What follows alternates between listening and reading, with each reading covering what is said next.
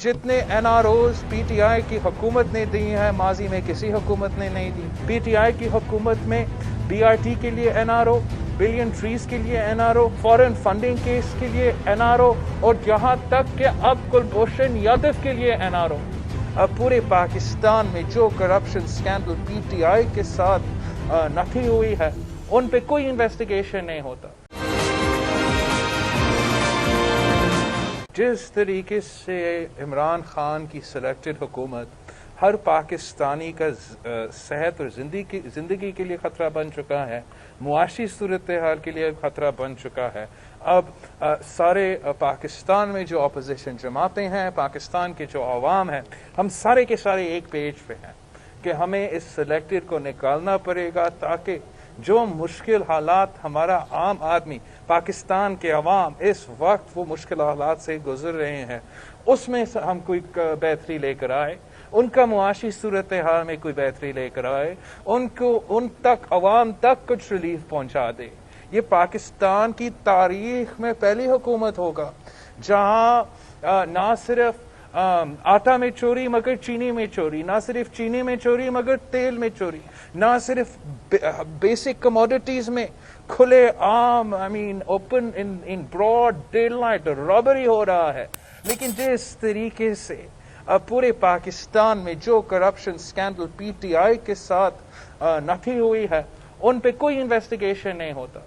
जैसे मैंने national assembly के फ्लोर पे कहा है कि जितने एनआरओज पीटीआई की हुकूमत ने दी हैं माजी में किसी हुकूमत ने नहीं दी है।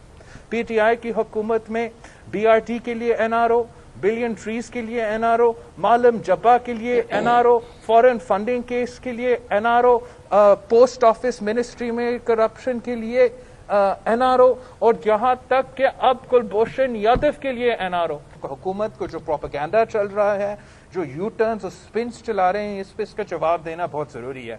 पहली बात तो यह है, मैं हैरान हूं कि शाह महमूद कुरैशी साहब आप कह रहे हो नेशनल असेंबली फ्लोर पे खड़े हो के इस पे तकरीर कर रहा है। पहली बात यह है कि अगर वो नैब पे बात कर रहा है, फैटिव की बात पर शुरू उसने इस बात से करना चाहिए कि कुलभूषण यादव के लिए जो ऑर्डिनेंस निकलता है, जो उसका मिनिस्ट्री से ताल्लुक रखता है, आज तक उस पे क्यों नहीं जवाब दे दिया है?